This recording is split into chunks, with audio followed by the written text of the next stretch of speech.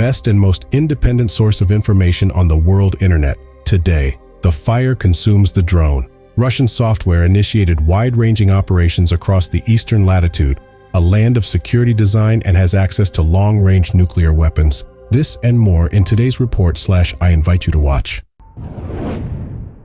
The Parliamentary Assembly of the Council of Europe decided on October 12th to recognize the Holodomor as a genocide against the Ukrainian people and called on member states to take similar steps. The Holodomor is a tragic man-made event that took place from 1932 to 1933 during Joseph Stalin's leadership of the Soviet Union. It resulted in the deaths of between 3 and 5 million Ukrainians. The resolution passed, titled "Ensuring a Just Peace in Ukraine and Sustainable Security in Europe," called for the support of international institutions in investigating and prosecuting Russia's aggressive actions against Ukraine during the invasion in 2022 and other crimes committed since the initial invasion.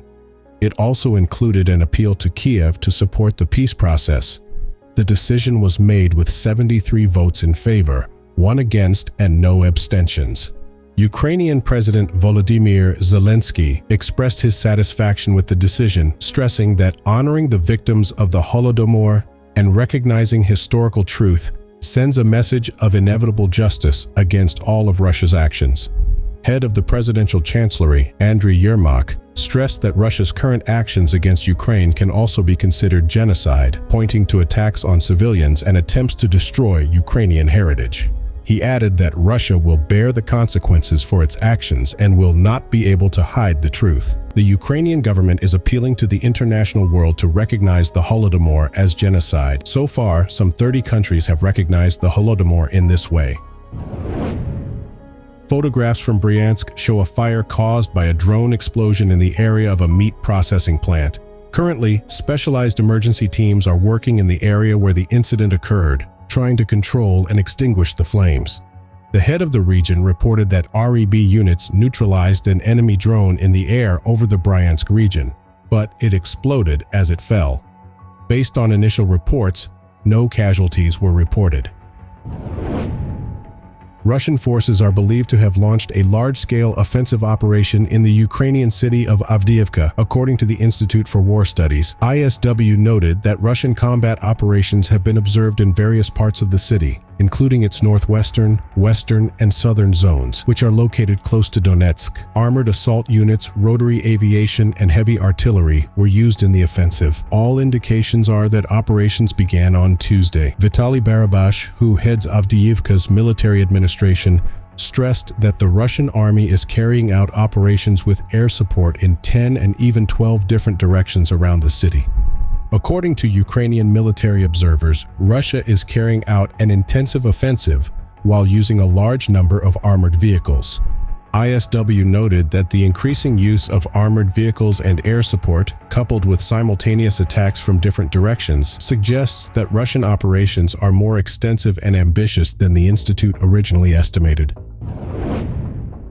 The Institute for the Study of War has reported that Russian forces may have suffered significant losses of armored vehicles during operations in the Avdiivka area. A reliable observer noted Thursday that Ukrainian units have destroyed 33 Russian armored vehicles and 15 tanks since October 10th near Avdiivka. In addition, a Ukrainian reserve officer confirmed that, according to conservative estimates, the Ukrainian side has destroyed at least 36 Russian armored vehicles, including various types of tanks, transporters, and other vehicles. During the skirmishes in the Avdiivka area, a number of visuals showing destroyed Russian tanks and armored vehicles appeared on social media. One of the recordings, published on October 11th, shows the moment when a Russian armored vehicle, moving in a column near Avdiivka, falls into a water reservoir near the village of Makiivka. On Thursday, representatives of the U.S. Armed Forces presented UN member states with drone fragments they say came from Iran were found in Ukraine. Information provided by AFP suggests that this is a testament to the Pentagon to the growing cooperation between Iran and Russia. The USA delegation to the UN noted that representatives from more than 40 countries attended the presentation. At the event, specialists from the Defense Intelligence Agency indicated that the debris found were fragments of Iranian Shahed 101 Shahed 131 and Shahed 136 drones. During the event, USA Ambassador Linda Thomas Greenfield stressed that the fragments on display are authentic parts, not imitations. She pointed out that these are weapons of war supplied by Iran. She added that Iran has openly declared its willingness to sell these drones, and they are currently being used by Russia against civilians in Europe. Despite these accusations, Tehran's authorities deny supplying Russia with drones, including armed ones that could be used during the conflict in Ukraine. CIA officials had already presented similar evidence in Washington in August. During the latest presentation, missiles of two Shahed 131 drones were presented, one of which was said to have been used in Ukraine in the fall of 2022, while the other was found in Iraq a year earlier. A DIA analyst who spoke anonymously described the relationship between Iran and Russia as alarming. In his view, the similarity in the design of the two drones is evidence that they are of Iranian manufacture. An additional argument, according to another military intelligence official, is the distinctive honeycomb structure used in the drones. That official said they are almost certain that only Iran uses such a design. British Ministry of Defense has pointed out that Russia's long-range air force appears to be in a difficult situation when it comes to munitions, especially with another winter of conflict looming. According to the ministry, aircraft of this type have not made an airstrike in Ukraine since September 21st, a break of 21 days. The ministry notes that while such interruptions in hostilities have occurred in the past, it is highly likely that Russia's long-range air force retains existing reserves of AS-type 23 missiles. In addition, they may be using this time to replenish ammunition shortages in anticipation of intense operations during the winter. The ministry stresses that most of the recent attacks were focused on grain production facilities, mainly in the Danube region. These attacks, however, were carried out using precision Iranian Shahed drones to avoid uncontrolled firing toward neighboring Romania, where the situation has become more tense. Information from the British Ministry of Defense also shows that Russia has already once exhausted its reserves of AS missiles, 23. As a result, it had to apply a pause in operations, which lasted 51 days beginning on March 9th and ending on April 28th of this year. Mikhailo Podolyak, an advisor in the Office of the President of Ukraine, revealed in an interview with Channel 24 that Ukraine has begun designing and has a number of its own long-range missiles capable of traveling distances of up to 1,000 kilometers. Nonetheless, he pointed out the need for significant financial investment to ensure adequate production capacity. Podolyak stressed that it has become clear to Ukraine that its armed forces need modern missile weapons to effectively attack Russia's logistics infrastructure. Ukraine is currently seeking to increase its missile production to achieve capabilities comparable to Russia's. That is why this issue has become a priority for the Ukrainian government. The advisor noted that although prototypes of missiles capable of flying at distances ranging from 750 to 1,000 kilometers have already been tested, it is a challenge to implement a plan to produce a large number of these missiles in a short period of time. Specifically, he said, producing even 1,000 or 2,000 missiles in 6 months is unattainable.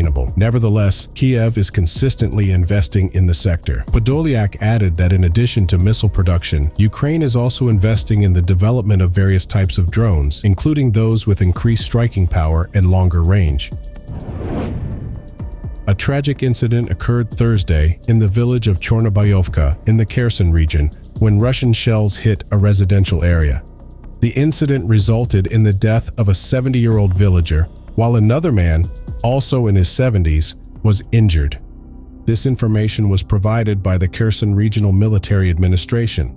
The official communique also stated that as a result of the explosions, the village was deprived of electricity supply, and many buildings were damaged. On October 13th, Ukraine's regional authorities reported attacks by Russian armed forces over the past 24 hours. The attacks, carried out using a variety of weapons, led to the deaths of 5 civilians and the wounding of 15 others. The sites of hostilities were as many as 9 regions of Ukraine: Sumy, Luhansk, Mykolaiv, Chernihiv, Dnipropetrovsk, Kharkiv, Zaporizhia, Donetsk, and Kherson. The most tragic effects were reported in the latter 3 regions. In the Donetsk region, 3 residents were reported dead and 8 wounded as a result of hostilities. The acting governor of that region, Ihor Moroz, reported that the victims were from the towns of Bahatir, Hernik, and Rozdilivka. The governor of the Kherson region, Oleksandr Prokudin, reporting via the Telegram platform, revealed that this region was attacked 100 times, with 553 shells fired from a variety of weapons. As a result of these actions, 2 people were killed, including 1 child, and another 6 were injured. The governor also pointed out that school buildings, a medical facility, a factory, and another enterprise were damaged as a result of the attacks.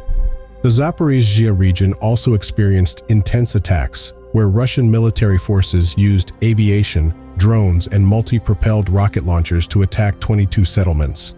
As a result of these actions, a 62-year-old woman was wounded in Huliaipol. The military administration of the region additionally reported that 21 cases of damage to homes and other infrastructure caused by Russian attacks were reported overnight. Rishi Sunak, along with other Northern European leaders, arrived in Switzerland today to participate in the deliberations of a defense group under the aegis of the United Kingdom, to be held on the island of Gotland in the Baltic Sea. Earlier, it was expected that the situation in Ukraine and the threat coming from Russia would be the main topic of discussion at the Joint Expeditionary Summit meeting, especially with winter approaching. Nevertheless, the recent Hamas attack on Israel made the Middle East issue one of the key talking points at the meeting, in parallel with the issue of the Ukrainian-Russian conflict. It is worth mentioning that Russian President Vladimir Putin is also meeting with international leaders today during the summit of the Commonwealth of Independent States.